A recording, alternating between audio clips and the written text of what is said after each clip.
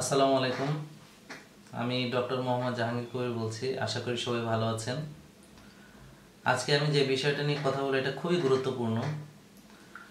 আমাদেরকে যদি অ্যাজমা রোগীর চিকিৎসা করতে হয় তাহলে এটা শুধু ডাক্তার একা এটা কখনোই সম্ভব না।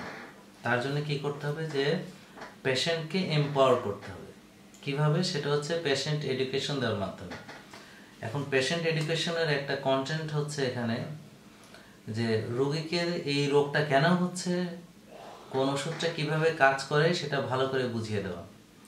তাহলে রোগীকে যদি আমরা খুব সংক্ষেপে যদি অ্যাজমার প্যাথোফিজিওলজিটা একটু না বুঝাই তাহলে সে আসলে এই রোগটা সম্পর্কে ক্লিয়ার আইডিয়াটা পাবে না। তো আমরা রোগীকে কতক্ষণ দেখবো? হয়তো 10-12 মিনিট দেখে খুব বেশি ভালো করে দেখলে, কিন্তু রোগীকে তাকে 24 ঘন্টায় দেখতে হয় এবং সারা বছর তাকে নিজেকে নিজেই দেখতে হয়। আমরা যত বেশি পেশেন্টকে এম্পাওয়ার করতে পারবো উইথ প্রপার পেশেন্ট এডুকেশন, তত আমরা ভালো এই রোগটাকে নিয়ন্ত্রণ করার জন্য এবং রোগের চিকিৎসার জন্য এটা খুবই এফেক্টিভ হবে। তাহলে আসেন, অ্যাজমা যখন অ্যাটাক হয় তাহলে ঘটনাটা কি হচ্ছে। আমরা প্রথমে দেখি যে একটা সাধারণ নর্মাল এয়ারওয়ে, যে আমরা এখানে দেখছি যে এটা হচ্ছে যে এই যে একটা নর্মাল, এটা হচ্ছে একটা টিউবের মতো যেখান থেকে বাতাস আসা যাওয়া করে। এটা খুব স্বাভাবিক অবস্থায় আছে। তো এই জিনিসটা অস্বাভাবিক হয়ে যায় সেটা কেন এবং কিভাবে? আমরা জানি যে এটা একটা ইনফ্লামেটরি প্রসেস। তাহলে ইনফ্লামেশনটা কি, যদি সহজ ভাষায় আমরা রোগীকে বুঝাইতে যাই, যে যখন কারো হাত, এই যে আমি যখন টাচ করি নর্মাল অবস্থায় তাহলে কোনো সমস্যা নেই, কিন্তু কোনো কারণে হয়তো হুন্ডা অ্যাক্সিডেন্ট করছে বা সাইকেল চালাতে যে ঘষা খেয়ে এখানে হয়তো একদম ছুলে চামড়াটা উঠে গেছে, তখন যদি আমি এখানে টাচ করে থাকি এরকম হাতটা কি করবে, সে দ্রুত সরাই নেবে। কেন নিবে? কারণ ওখানে তার কি হচ্ছে, ব্যথা হচ্ছে। তো ঠিক আমাদের যে এয়ারওয়েটা আছে, এয়ারওয়েটা ঠিক এরকম হাইপার রেসপন্সিভ হয়ে যায়। মানে এয়ারওয়েটা যখন ইনফ্লাম থাকে তখন এই যে সামান্য একটু ওই যে ধুলাবালি বা যে কোনো ট্রিগার যদি সামান্য একটু ওখানে লাগে তখনই সেটা হঠাৎ করে সাডেন কি করে, কন্ট্রাকশন করে। এখন আপনার যদি হাত আপনি সরায় নিচ্ছেন, কিন্তু যদি হাতটারে ভালো করে টাইট করে বেঁধে টেঁধে রাখা যদি আপনার এভাবে দেওয়া হয় তখন আপনি কি করবেন? তখন তো আপনি সরাইতে পারবেন না। আপনারা যদি ভালো করে চেয়ারের সাথে বেঁধে কেউ যদি ইলেকট্রিক শক দেয়, আপনি কি দৌড় দিতে পারবেন? পারবেন না। তখন কি হবে? তখন আপনি এরকম করে উঠবেন, এরকম করে উঠবেন, মানে স্কুইজ করে ফেলবেন। ঠিক সেই জিনিসটা এটা হচ্ছে সাডেন কন্ট্রাকশন। সাডেন কন্ট্রাকশন কিসের কন্ট্রাকশন? এটা হচ্ছে যে মাসেল, স্মুথ মাসেল। স্মুথ মাসেলটা কি? এই যে দেখেন, এই যে এই যে এই যে এয়ারওয়েটার চতুর্দিকে যে মাসেল ফাইবার আছে, এটা হচ্ছে যে স্মুথ মাসেল। এই মাসেলগুলা কি করে, হঠাৎ করে কন্ট্রাকশন করে। কন্ট্রাকশন করার ফলে এই যে এটা হচ্ছে একটা কন্ট্রাক্টেড, তো কন্ট্রাক্টর এটাকে একদম চিপে ধরতেছে, যার ফলে কি হচ্ছে, এই যে নিচের যে বাতাস যাওয়ার যে জায়গাটা আছে, যে টিউবটা আছে, সেটা কি হচ্ছে একদম চিপে যাচ্ছে, সেটা সরু হয়ে যাচ্ছে। এটাকে হচ্ছে যে এখানে যে এপিথেলিয়াল সেল আছে, সাবমিউকাস আছে, এগুলা একদম এটা কি হচ্ছে, স্কুইজ করে যাচ্ছে। এটাকে আমরা কি বলছি, যে ব্রঙ্কো কনস্ট্রিকশন। Broncho constriction. এই ব্রঙ্কো কনস্ট্রিকশনটা আমরা কিভাবে ভালো করতে পারি, সেটা হচ্ছে যে এই ওষুধটা, সেটা কি, এটা সরাসরি ফুসফুসে চলে যায় এবং এটা কি করে, যে স্মুথ যে মাসেলটা আছে এটাকে রিল্যাক্স করে। রিল্যাক্স করার মাধ্যমে এটাকে প্রসারিত করে। প্রসারিত করলে কি হয়, যে তখন এই এয়ারওয়েটা একটু প্রসারিত হয়, যেভাবে চিপে ধরছিল। কিন্তু এখানে আরো কিছু ঘটনা আছে। এটা যে শুধু যে স্মুথ মাসেল যদি কন্ট্রাকশন শুধু এতটুকুই সীমাবদ্ধ থাকতো তাহলে এই একটা ওষুধই অ্যাজমা চিকিৎসার জন্য যথেষ্ট ছিল। এটা হচ্ছে একটা ইনহেলার, আমরা এটাকে বলেছি প্রেসারাইজ মিটারডোজ ইনহেলার, এবং এটার ভিতরে যে ওষুধটা আছে সেটা হচ্ছে সালবিউটামাল। এখানে মাত্র 100 মাইক্রোগ্রাম সালবিউটামাল আছে।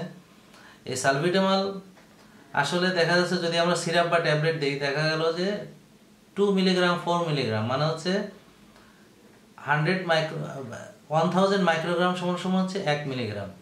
তাহলে এখানে আছে মাত্র 100 মাইক্রোগ্রাম। তাহলে দেখা গেল যে 4000 মাইক্রোগ্রাম দিতে হচ্ছে আমাদের, সেখানে আমরা মাত্র 100 to 400 মাইক্রোগ্রাম দিতে পারতেছি। তো তাহলে এখানে অনেক অল্প পরিমাণ ওষুধ সরাসরি ফুসফুসে চলে যায় এবং ওখানে গিয়ে কাজ করে। So it is very safe. তো এটা নিয়ে আমাদের অনেক মিসকনসেপশন আছে, তো এগুলো নিয়ে আমরা এর আগেও কয়েকটা ভিডিওতে কথা বলেছি। তো এটা আমাদেরকে দূর করতে হবে। এখন মূল বিষয়টাতে আসি। তাহলে এখানে শুধুমাত্র যে কন্ট্রাকশন হচ্ছে তা না, এখানে আরো কয়েকটা জিনিস হচ্ছে। সেটা হচ্ছে কি, এডিমা হচ্ছে কিরকম আমরা কিভাবে বুঝবো? ধরেন আপনার হাতে কোথাও কেটে গেছে, কেটে দেবেন ওই জায়গাটা ফুলে গেছে, ওখানে ওই জায়গাটা ফুলে গেছে, তাহলে এটাকে আমরা কি বলতেছি? সুইলিং। এবং সুইলিং হচ্ছে, এবং এডিমা কেন হচ্ছে? যে আশেপাশের যে ক্যাপিলারি আছে, আশেপাশে যে রক্তের যে নালীগুলো আছে একদম ক্ষুদ্র ক্ষুদ্র, যেটাকে আমরা বলি ক্যাপিলারি, সেখান থেকে কি হয়, ক্যাপিলারি থেকে এই যে ফ্লুইডগুলো এসে এসে এখানে কি হয়, আপনার এই জায়গাটাকে এডিমাটাইজ করে ফেলে। মানে এই যে এবং সাবমিউকোসা তে আসে, এখানে কি করে, এই যে ফ্লুইডগুলো আসে এবং আলটিমেটলি কি করে, যে এপিথেলিয়াল ড্যামেজ করে ফেলে। এই যে আপনার যে এখানে যে এপিথেলিয়াম আছে, এই এপিথেলিয়ামটা, যে ভিতরে যে এপিথেলিয়ামটা আছে, এটাকে ড্যামেজ করে ফেলে।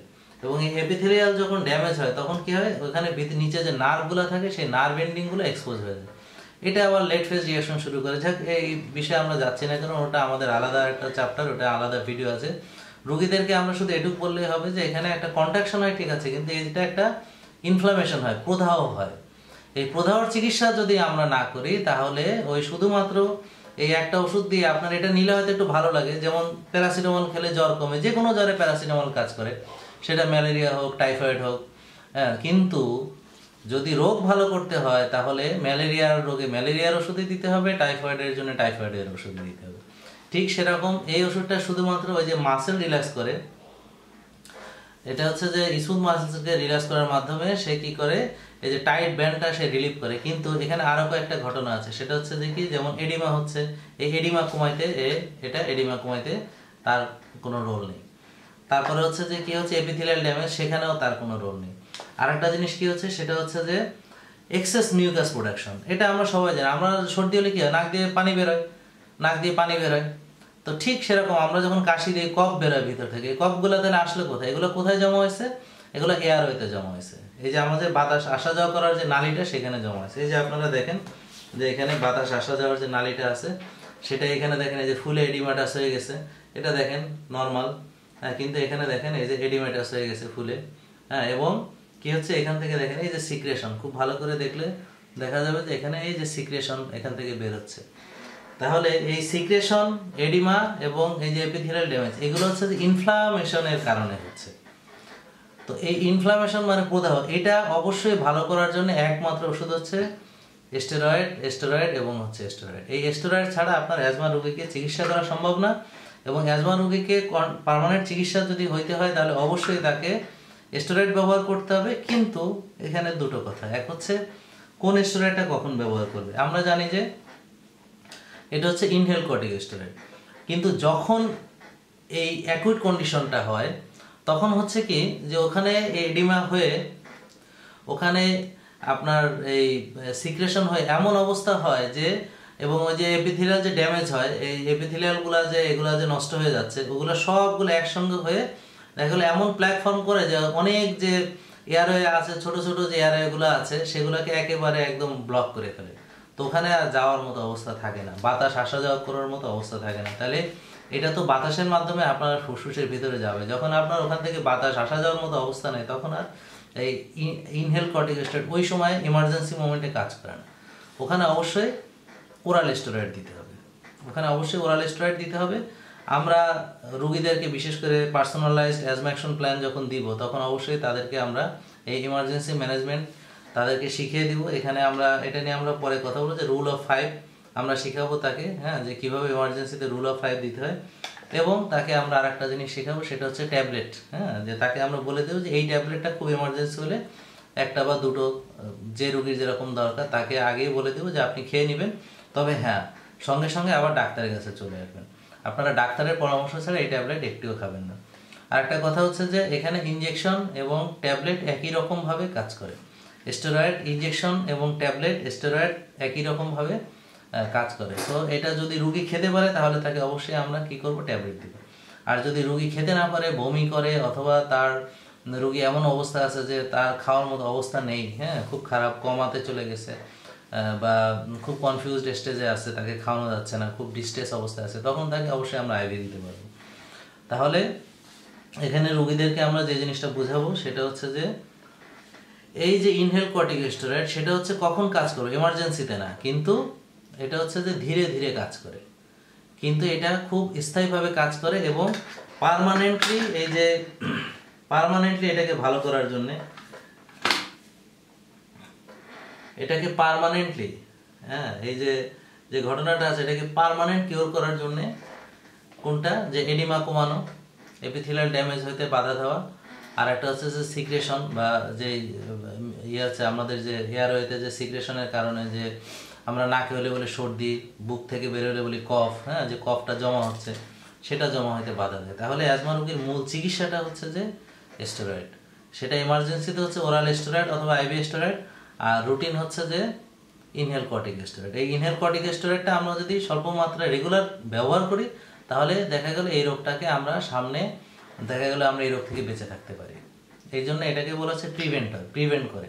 আমরা যেমন টিকা দিলে কি হয় যে ওই রোগটা থেকে আমরা বেঁচে যাই, ওই রোগটা আর হয় না, ঠিক সেরকম এটা হচ্ছে একটা টিকার মতো, যে আমি যদি সবসময় এটা রেগুলার ব্যবহার করি ডাক্তারের পরামর্শে তাহলে সামনে এই রোগ থেকে আমরা বেঁচে থাকতে পারবো। ধন্যবাদ সবাইকে, ভালো থাকবেন।